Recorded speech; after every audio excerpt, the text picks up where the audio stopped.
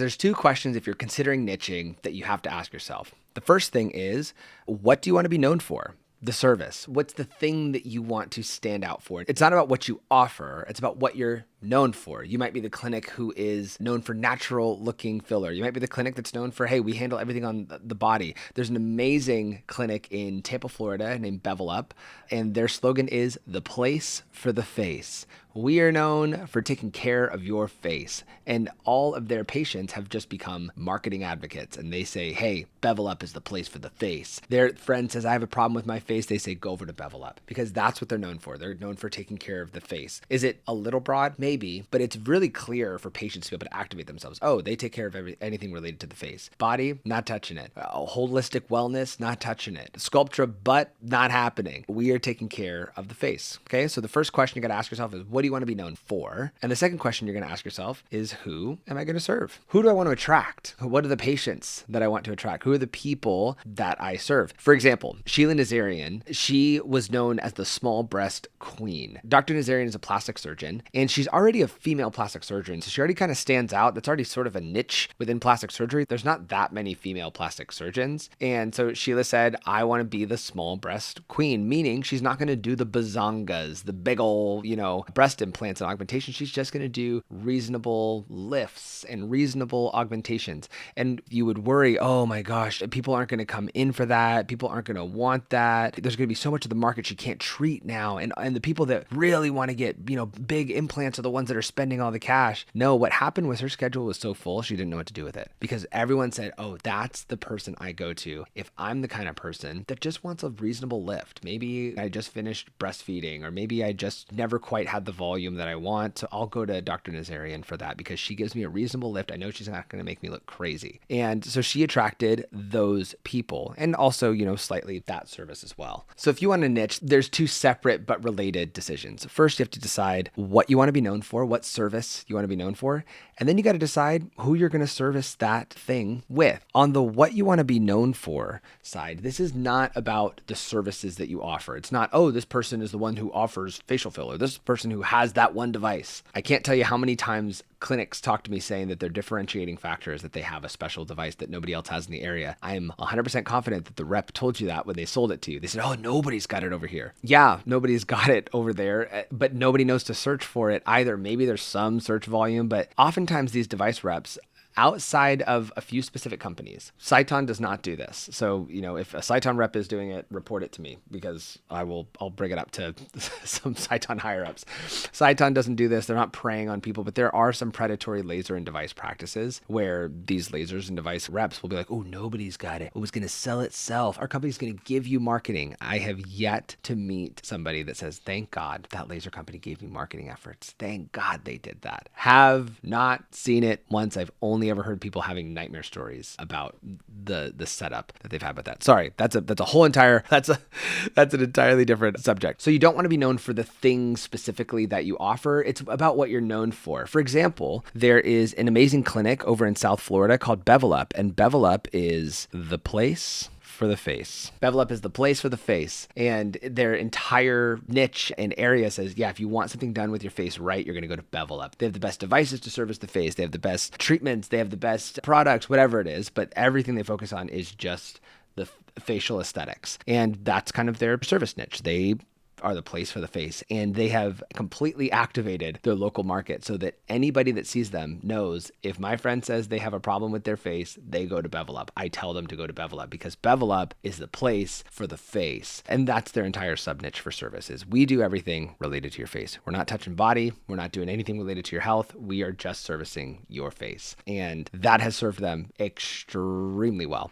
There's an amazing injector down in Miami, Tanya Patron. And Tanya Patron was originally niched really tightly into just doing lips. In fact, her schedule was completely full of only lips for years. I think she's expanded since and done a little more facial balancing since, but she niched first and got super well known for just doing the lips in the very beginning. And that's a big lesson you can learn here, is that if you commit to a niche in the beginning so that you can build speed, then you can expand up and out of that niche into anything that you want to, but because you have the base and you have the integrity. Now, I would say just stick with the niche. You're going to win forever if you do that. But if you have a wild hair care and you want to explore more of the rest of the market, obviously, go for it. But I would say dig into your niche first and then explode up and out. So here's some examples of niches that your clinic could specifically fit within. You could be the clinic that does natural looking filler. You could be the clinic that only does body stuff. You could be the clinic that specializes in skin health. You could be the injector who specializes in facial balancing. You could be the injector who specializes in making people look exactly like celebrities. If you want to. It's not my vibe. I don't know if I would want that. However, there are patients that want that, and they're going to find an injector who will give it to them. And why does this even matter? If a patient has a specific concern, they're going to look for the specialist. If I have a leaky pipe in my house, I am not calling a general contractor. I'm calling a plumber. If I have a garage door busted, I'm not calling a handyman. I'm calling a garage door repairman. If I've got a sound or a knocking noise that's happening in my car, I'm not calling a general contractor or a handyman. I'm going to a mechanic. I'm not going to a generalist for things that I have specific issues. And your patients feel the same. They want to go to somebody who knows them intimately and knows their issue intimately. Additionally, you're creating little walking marketing billboards because these people know you are the one that people go to for X, Y, and Z. So you've created local advocates as well. So you are going to start showing up when people search for that specific issue. You're going to show up when they scroll because they are currently thinking about those issues, and you're going to show up when they socialize because their friends are all going to be talking about how you solved their problem. Next is going to be who you are trying to attract. And this is not demographics alone. This is not age. This is not race. This is not gender. This is also psychographics. This is how the people think. This is their mindset. This is their preference. Galderma released an amazing, in fact, I've got this. Let me...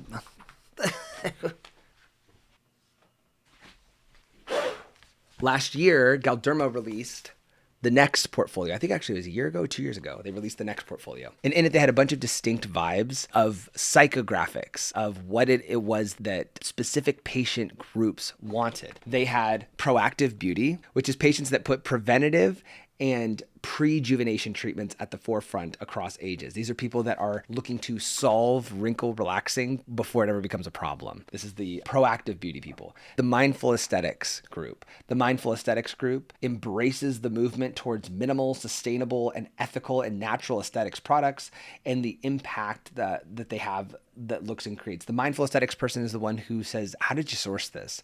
Are we taking care of the world with these products? The fast aesthetics group looks at the desire for novelty and newness and then goes as fast as it comes. These are the people that are looking for trends. If the fox eye thing is happening, great. This person wants at it. They want to see what's next. Then there's beauty fandom. These people dive into the fascination with niche idolization from cultural icons to digital filters, anime and beyond, which is leading to a desire for more of a metamorphosis. These are the people that are trying to look exactly like the Kardashians, or they're trying to look exactly like some sort of iconic superstar. Then there's expressionality, which celebrates the empowerment of creating and enhancing your own identity with aesthetics. This is somebody who just wants to feel like themselves, like the best version of themselves. And then there's the canceling age, which shows how the evolving desire not to be defined by our age is increasing a demand to preserve and enhance beauty rather than solely reversing aging. And this is for people that just want to look like the best version of themselves indefinitely. They're not trying to chase youth, but they're trying to look like the best version of themselves. Those different patient groups, that came from a massive research project that Galderma put on because they wanted to see how patients think, not just who they were. Because it's not that all people with a certain skin color think alike. It's not that all people at a certain age think alike. It's not that all people of a certain gender think alike, or if people of a certain political view think alike. It is not. It is, there are psychographics around how people think, and you could build your own niches to serve those people groups. For example, you could service the person who wants to look more subtle. You could service the professional who doesn't have time to do anything else. They just want to get in, they want to get out, and they just want to look good. You could serve as a safe place for patients who have had bad experiences elsewhere, where you say, no, we're going to take care of you and we're really going to walk you through this. When your marketing efforts speak to a specific person, that person feels found. They feel like they have found their people, and they feel like their people have found them. And truthfully, if you like those types of people, you're going to enjoy attracting more of them. So here's how these two things work together. If you niche on just service alone, it's going to lead to a really smooth process. It's going to lead to a really polished menu, but it's not going to convert as much as it could. And if you niche on patient alone, it's going to lead to good vibes, but not a clear reason to choose you to solve their problem. When you mix both,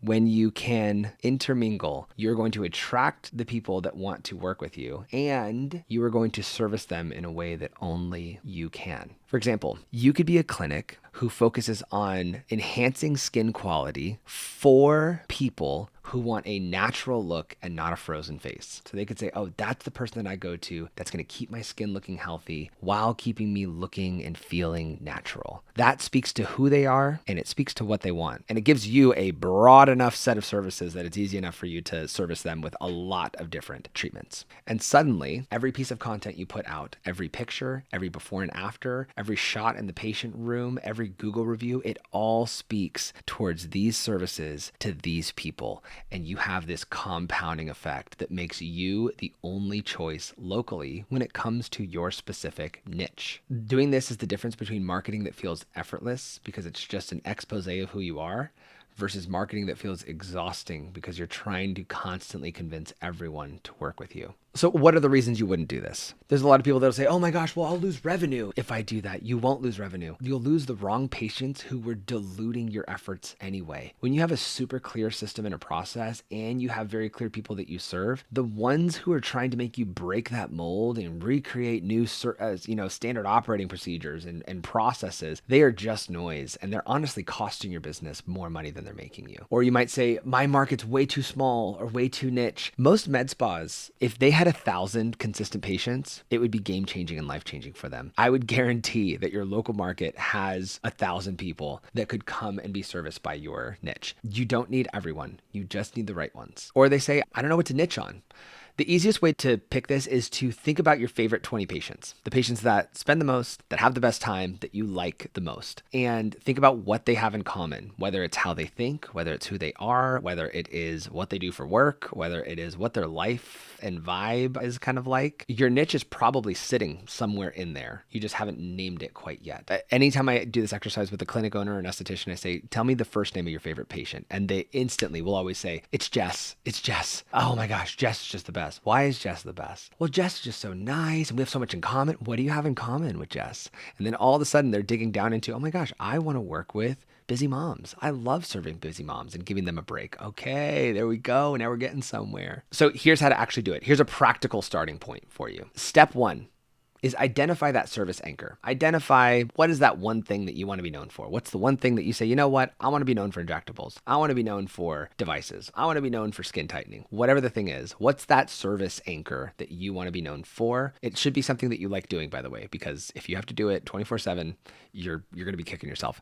Step 2 is describe your ideal patient in one sentence. My ideal patient is a busy mom who wants to relax. My ideal patient is a working professional who wants an excellent service. Something like that. Describe your ideal patient. Don't describe the demographic. It's not, oh, they're 36 years old and they make $450,000 a year. No, we want something that is tangible, that you can create imagery around that can attract these people. Step 3 is now look at your marketing content. Does my website speak to this? Does my social media speak to this? Am I putting up images that would attract those types of people? Am I showing off work that would make them want to do more of this thing that I'm excited about? And here's the scariest part. Step 4, start saying the quiet part out loud. If you want to specialize in natural aesthetics, put that all over your marketing material. We are the natural aesthetics hub of Houston. If you want natural aesthetics in Houston, we're the one that you come to. Start saying it out loud because people are just too scared to niche. They're too scared to say that that's the thing that they do because they don't want to lose rev. And let the patients who want that feel found. And the patients who don't, they can self-select themselves out of your process. And most clinics aren't going to do this. Not because it's hard, but because it's risky. They're scared of the risk. What would happen? They're afraid. They're afraid. But you didn't get in business to avoid risk. You didn't get in business to avoid risk. You got in business to help people. And this is the best way that you can help the most people with the things that uniquely make you, you. Every clinic that you know that you respect, every single influencer that you love, they all niched. They all picked something and just dug in deep. Maybe eventually they broadened out to become more of a generalist, but they earned that through digging in deep to a niche in the beginning. They stopped trying to be everything, and they started becoming the obvious choice for a few people. It's not a marketing tactic, it's a business decision, and it makes you more money in the end. If you like this video, drop a comment down below and let me know what your niche is.